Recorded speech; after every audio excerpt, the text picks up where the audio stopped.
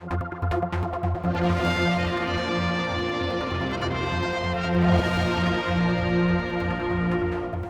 Faragher joins us at Douglas East MHK, and of course your first time, this is your first year end of, so we always start with a look back in the first section. First of all, I mean, did you think it was going to happen your way, or was it, you did a lot of planning? And I really didn't think that I didn't allow myself to think it, I suppose. I really, there was a lot of candidates in Douglas East, as you know. There was some high calibre candidates as well, and I felt that I was fairly confident that Claire would get back in. She's an excellent MHK, and so the rest of us is kind of fighting between the one seat, I suppose. So no, I didn't really, and yeah, I did. Here I am. Here you are. Manx Labour Party, that is interesting, of course, because it's pretty well underrepresented, I suppose. I mean, it's you really, isn't it? It's there. I mean, is that good or bad? Sorry, there is Sarah, yes, I beg your pardon. But I mean, does it help or not? I mean, being part of this sort of having a team with you?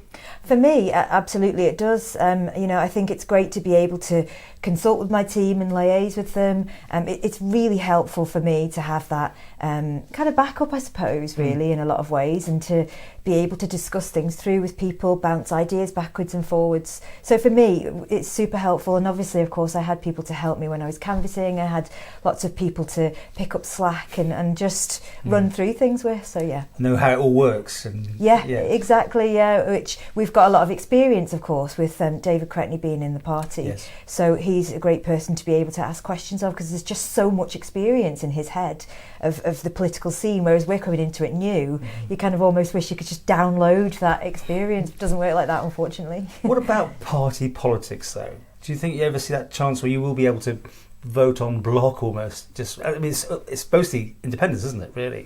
Yeah, I think our system is structured around people being independents, and that means that at this point we couldn't just transpose a party system into it. It would have to build up gradually whilst our structure kind of changed a little bit, because obviously we've set up a system where you have an opposition and backbenchers, the government and the opposition backbenchers, which isn't given a mandate. So Council of Ministers, nobody knows who Council of Ministers is going to be. They just vote for individual MHKs, and then Council of Ministers are created following the election, and then given that additional responsibility, and backbenchers are put into the role of opposition. So it's a little bit, for me, it's a little bit less open from the outset. So obviously I would prefer a move towards a party system. I just have to say though that I wouldn't like it to be like the UK party system. I think it would have to be proportional representation, so we were all working collaboratively. I don't think it's helpful this right. What about a conflict though? Do you ever think you're going to be in a position that you think one thing, the party may have another view, and therefore what would happen in that circumstance? Or that's is it never unlikely happened. to happen? That's never happened, and I think it's probably unlikely to happen, because we only join the party if we agree with its manifesto and its core principles and its core values. We have seen it with other parties in the past, though. People fall out. Sure, and I'm not saying that would never ever happen, but it would always be the case that the view of the Manx Labour Party membership is the Manx Labour Party. Okay. So if I disagreed with the Manx Labour Party, then I would either have to go along with what they say, or I would have to leave it. That's never happened, and I don't think it ever will, by the way. Well, let's talk more about you. I mean, this year, what give us the highlights of your first year. I mean, what have you been doing? What have you done, Okay, well, mostly I think, or a lot of the time, is just learning the ropes. There's an awful steep learning curve there, I have to say. But I am in health, and I am the political member with responsibility for quality and safety. So that's been a big role. Probably one of the major outcomes is the autism consultation, which I oversaw as the political member in that area. And that was a really, really, hand on heart, a really good consultation. And the officers worked above and beyond in the workshops in order to ensure that we were getting the experience of the neurodiverse community.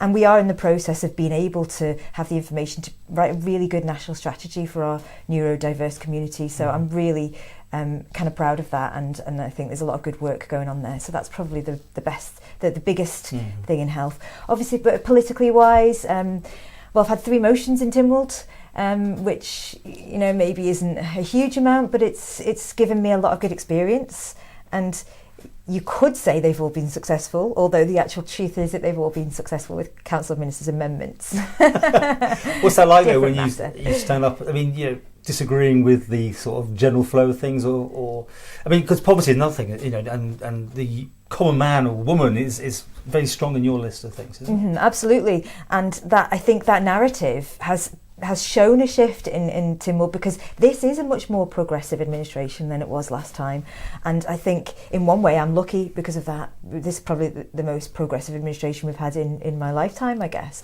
and so that's really great to be part of. But having that narrative, I think, tends to shift things as well towards a more sort of centrist approach. But yeah, I mean, as you sort of made the comment that sometimes I am a voice of dissent, and how is that? It can be difficult. It doesn't come easily to me to actually create dissent, I suppose, or to pick fights or to oppose people. But I feel like it's really necessary. You know, I genuinely believe in what I'm doing, and so I can't not do it. Yeah, okay. If that makes sense. No, but and you're in a position where you're getting a good wage check in, aren't you? That sort of thing. But you always seem to appear to be standing up for these people who are probably on the minimum wages. And what do you think the whole thing with the living wage and this disaster they calculated wrong in this last year? Yeah, it's a real shame. We were given a presentation, and it was, I do believe that this was a genuine miscalculation. It was a genuine error. Timing's terrible, but the timing was absolutely terrible for people. I mean, I did say I think people will experience this as a kick in the teeth, that to be told that they've actually been living above, they've been getting a wage that was higher than the living wage, for example. Yeah. So Manx Labour Party have actually issued a statement around that, and that's I fully agree with it, that it's awful timing, like you say, and we've got a lot of work to do. And I was quite surprised that government didn't have a transition strategy actually to soften the blow of that. We could talk in this section just about what happened the other day about the electricity prices, if you want. I mean, just your overall view, or I know as you, not as the Labour Party, because you haven't had a discussion with them. What do you think to that idea of the pegging of it for 6 months, and what else do you want to see?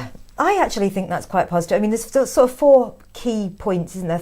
Key headlines, I suppose, of the government's announcement today. And that is one of them, that the price freeze until the end of March. And I think that's quite a good positive one. I have asked the Treasury Minister, could he confirm what he thinks about, will this leave us, because it's a loan, obviously to be paid back by customers over the course it'll of hit us back. Years. It's not free, is it? It's a standing charge in the future. It will no doubt come back to hit us, I think. So I was concerned that would that mean that we've got this strategy to have to boost our population?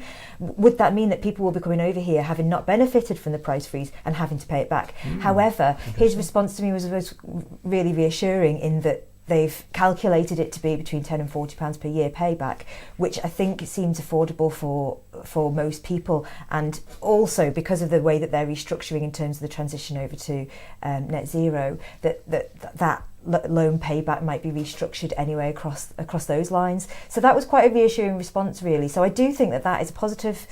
The bus fare, do you want to talk about all of the Well, no, it's your slot. I don't want to take... It's up to you if you want to talk about that. But the bus is £2 cap, isn't there, on the things, that sort of thing. That sounds also helpful for people. I'm sure it will be. I mean, I am disappointed with that one. I was really hoping that we were going to trial fare free, for example, fare free Fridays, or that we were going to look at having an unlimited over pass. So obviously for my constituents this isn't going to help at all. For Douglas residents, a £2 cap, because you wouldn't make a journey within Douglas that's over £2 anyway. So couldn't they have introduced something alongside it? So for example, a £5 unlimited monthly pass for Douglas City Rider. Will you be asking these questions then? Will you be bringing this up? Will you be trying to alter maybe the way it's going to go? Yeah. Okay, well, last section in this bit, I mean, overall this last year you got up to speed. Do you think it's going well? I mean, you know, how's it going for you? I think that there's always a lot more to learn. I'm working as hard as I can work, I think. I really am putting as much as I can into it. One thing that I would like to do more of is managing the time better, because I find that your email inbox tends to kind of get very busy after a while, and I would say to everybody here, please contact me via Facebook or via my phone. Honestly, just ring me. I always say ring me. emails go back and forth, and it's especially if you've got something urgent or that you want dealt with in the next couple of days, because I do tend to get quite behind. But yeah, I would say I'm learning a lot, and I'm doing my best. Okay. Well, in part 2, we'll look ahead to the next year.